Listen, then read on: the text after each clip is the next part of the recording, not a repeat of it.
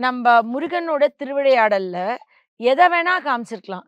ஏன் ஒரு நவா மரத்த காமிச்சாங்க? அது ஏன்? ஏன்னா, இதோட மருத்துவ பலன்கள் நம்ம முன்னோர்கள் வந்து ஒவ்வொரு கோயில் கட்டும்போதும், அந்த கோயில்களுக்கு தலவிருட்சமா ஒரு மரத்த வைப்பாங்க. இப்ப நம்ம பிள்ளையார்பட்டில நம்ம மருத மரம் நம்ம இன்டர்வியூ எடுத்திருக்கோம். ஞாபகம் இருக்கா? மருத மரத்துக்கு ஒரு தலவிருட்சம் மாரி ஒவ்வொரு கோயில்களுக்கும் தலவிருட்சமா மரத்த வச்சு, மரத்தோட இம்பார்ட்டன்ஸ் சொல்லிக் குடுத்தாங்க.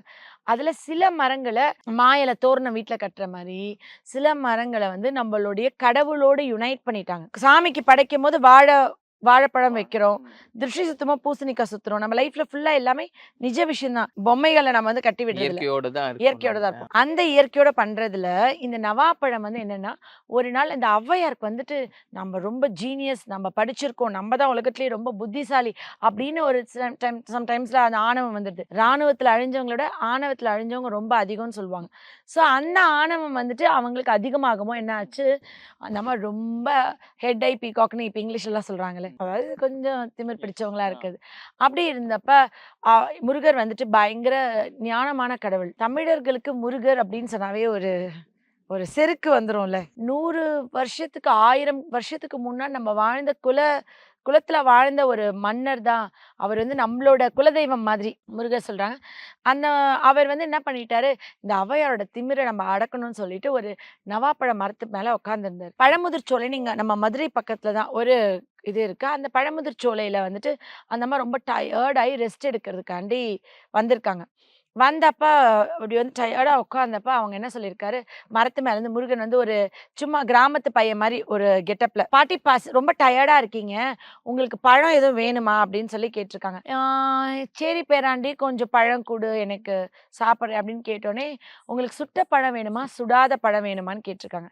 "அதென்ன சுட்ட பழம், சுடாத பழம்? சரி நீ எனக்கு சுடாத பழமே குடு" அப்படின்னு சொல்லியிருக்காங்க. பழத்த வேக வைக்க மாட்டோம், சமைக்க மாட்டோம். பழம் எப்படி சுடும்னு நெனச்சாங்களோ என்னமோ! சொன்ன உடனே அவர் வந்துட்டு மரத்த உலுக்குனாரு. கீழ நெறைய நவாப்பழம் விழுந்தது. மண்ல விழுந்த பழம் எடுத்தோனே, மண்ணு பட்டுருக்கும்ல. அதனால அவங்க உஃப்ன்னு ஊதுனாங்க. "என்ன பாட்டி சுடாத பழம் தானே நான் குடுத்தேன். உங்க பழம் சுடுதான்னு?" கேட்டாங்க. சுட்டுச்சா பழம்? பழம் ஆ அவங்க வந்து மண்ணு பட்டனால ஊதுனாங்க. புரியுது.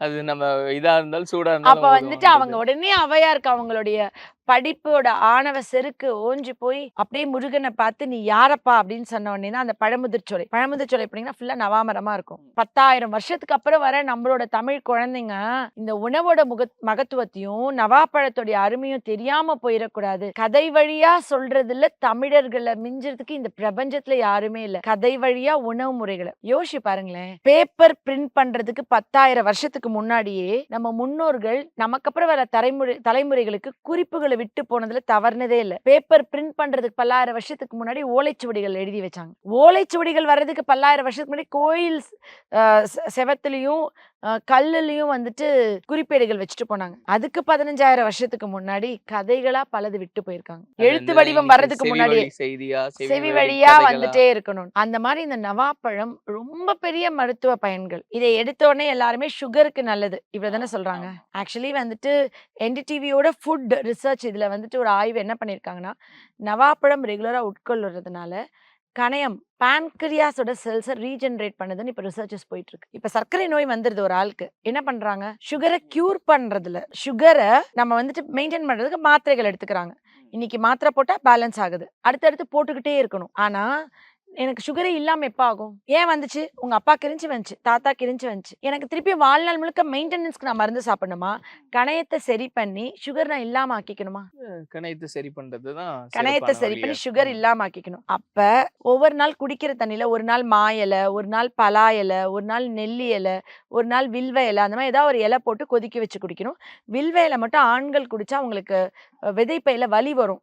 அதனால அது முனிவர்கள்லாம் வந்து அந்த குடும்ப வாழ்க்கைய மறந்துட்டு சாமியா துறவறம் ஏற்கறதுக்காண்டி வில்வ இலைய குடிக்கிறாங்க. அவங்களுக்கு நேச்சுரல் ஃபேமிலி பிளானிங்னு வச்சுக்கோங்களேன். அதே மாரி இந்த நவா இலைய ஒரு இலைய எடுத்துட்டு, கழுவிட்டு, தண்ணீல போட்டு ரெகுலரா சர்க்கரை நோயாளிகள் கொய்யா இலை கஷாயம் குடிக்கிற மாரி குடிச்சிட்டு வந்தா, ஒரு 70% ஒரு ப்ராமிஸ் பண்ணலாம் அவங்களோட சுகர் மெயின்டெயின் ஆயிரும். கண்ட்ரோல் ஆயிரும். இது பத்தி பெரிய ரிசர்ச்சஸ் போய்க்கிட்டு இருக்கு.